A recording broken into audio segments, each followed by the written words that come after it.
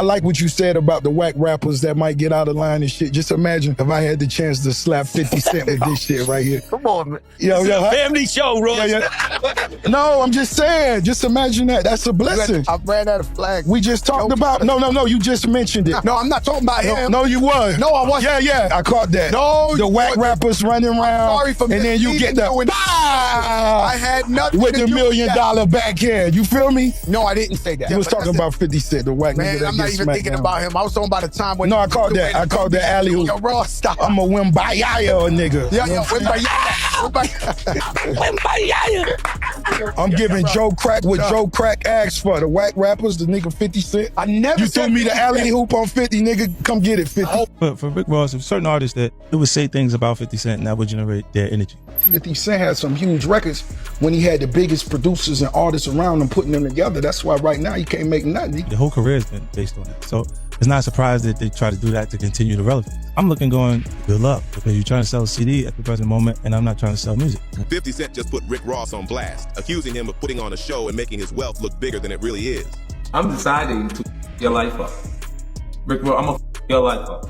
Would it ever happen with you and 50 sitting down having a conversation? I think the world would watch that. The first thing I would want to know is what is there to talk about? Seen Ross take a shot at you a couple weeks ago about a girl that you're not even with no more. Nothing else works for him outside of mentioning me. When things get bad, you mention me. It gets cousin further. You know, you see that big white elephant, that property he lives at?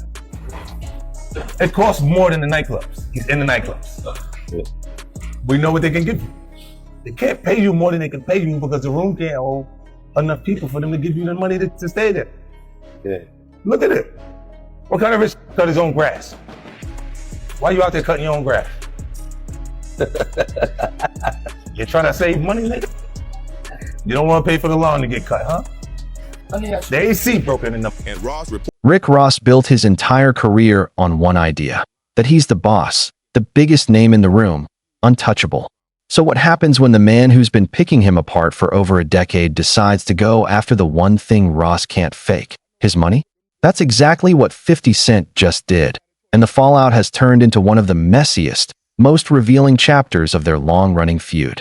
It started, like most of these moments do, with 50 Cent talking about rappers who fall out of relevance and start reaching for attention. He didn't name names at first, but everyone listening knew exactly who he meant. When he was pushed on it, he leaned in instead of backing off, pointing out that certain artists only seem to find their spark when they're talking about him. His argument was simple. Some careers were built on huge records made with the best producers and collaborators in the business, and once that machine stops running, there's nothing left to put out. So when an old rival suddenly needs to bring his name up again, 50 sees it as a sign of where that person's career actually stands. Naturally, fans connected the dots straight to Rick Ross. The two have spent years trading shots, and this felt like just the latest round. Except this time, 50 wasn't just talking about music. He started questioning Ross' image as a business mogul, accusing him of putting on a show and inflating how wealthy he really is. He brought up Ross' massive Georgia property, known as the Promised Land, suggesting that keeping up a place that large comes with a financial weight most people never see.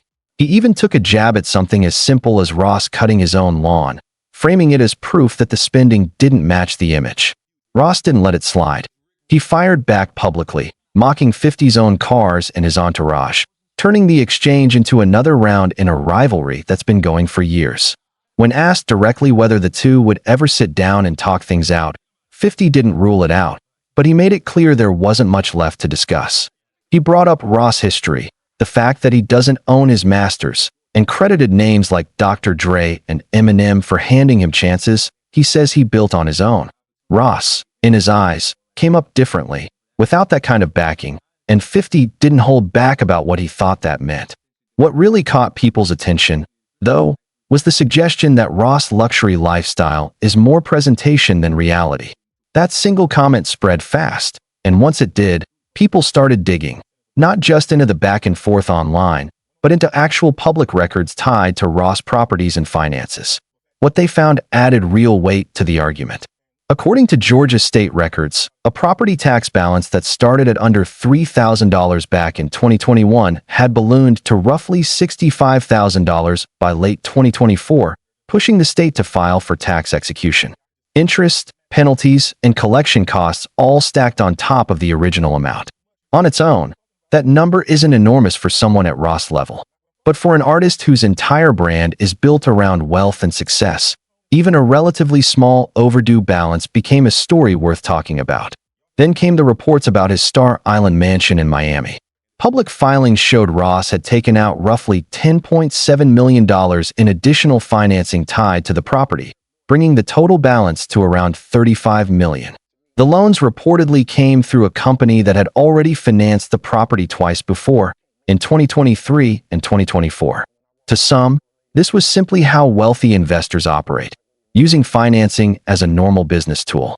To others, it raised questions about how much of Ross' empire was actually paid for outright versus leveraged. That tension is really at the center of 50's whole argument. He's never claimed Ross has nothing. His point is narrower than that the version of wealth being sold to the public doesn't necessarily match what's happening behind the scenes. And the timing made it worse for Ross, because around the same period, he was publicly showing interest in even more real estate, jumping into the comments when Cardi B floated the idea of selling her Atlanta home. To critics, that made the financial reports land even harder. To supporters, it was just business as usual for someone constantly expanding a real estate portfolio. Once the clips and the records started circulating together, Ross responded the way he usually does, not by playing defense, but by going on offense.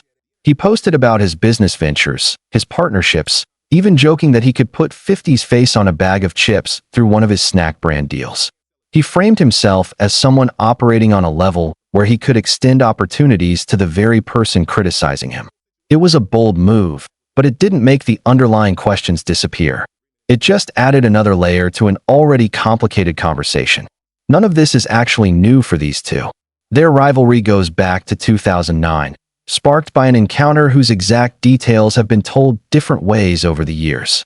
It escalated when Ross released Mafia Music, which took direct aim at 50, and 50 answered with a string of records, including Officer Ricky, a name tied to reports that surfaced in 2008 showing Ross had worked as a correctional officer years before his rap career took off.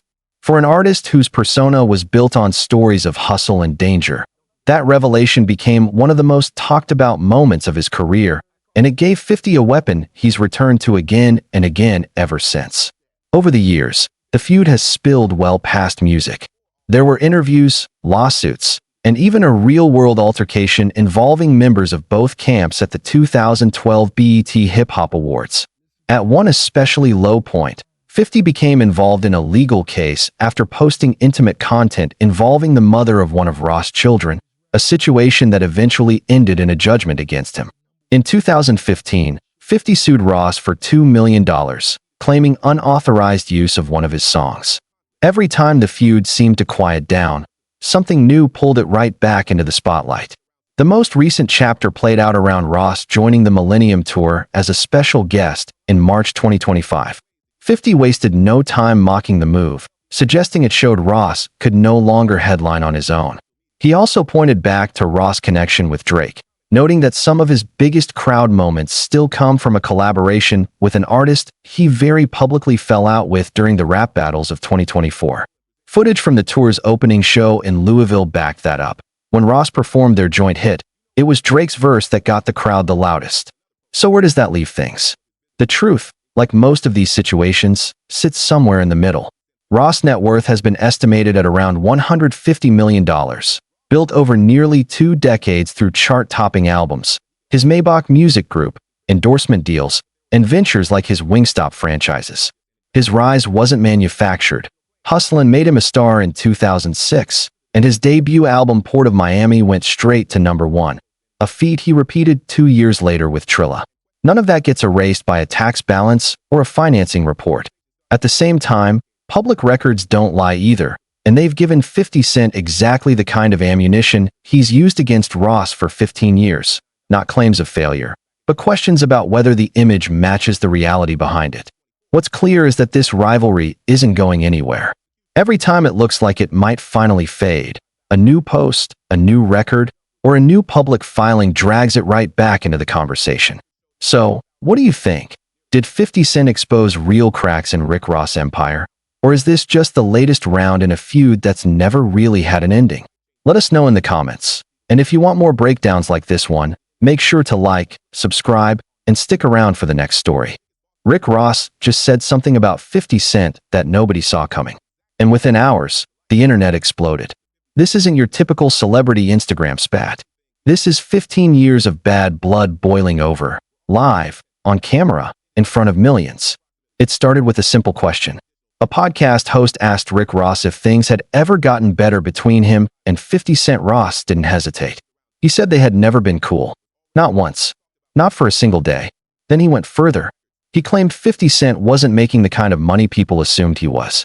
The host pushed back, pulling up reported net worth numbers showing 50 sitting around $100 million. Ross just shrugged it off. He suggested those numbers were outdated, from a different era of 50's career. But here's where it gets interesting. This wasn't a one-sided attack. Just weeks earlier, 50 Cent had fired his own shot. On a separate podcast, he brought up Ross's massive Georgia mansion, the one fans call the Promised Land. He claimed Ross couldn't actually afford to keep it running. He compared Ross's lavish lifestyle to a performance, something built for the cameras rather than something real. He even joked that Ross might end up holding onto a chair, refusing to let go of a house he could no longer maintain. That comment hit different, because it wasn't just a diss track line. It was a direct hit at Ross's image, the very thing his entire brand is built on. So when Ross fired back on the Patrick Bet David show, it wasn't random. It was retaliation. And Ross didn't stop at words. He joked about offering 50 Cent a job, cleaning the bottom of his yacht. He said he'd pay him the same way 50 supposedly gets paid from his own TV show, implying 50 doesn't even own the rights to his biggest hits anymore. He brought up Get Rich or Die Tryin', a 10 million selling album, and claimed 50 never promotes it because he doesn't actually own it. Now think about that for a second. These are two men worth a combined $250 million, by some estimates. And they're publicly accusing each other of being broke. This beef goes back to the 2000s. There was a lawsuit. There were diss tracks. There was a moment last year where Ross actually offered an olive branch, suggesting they could work together on a business deal. Fans online were skeptical. One comment summed it up perfectly. This won't end well.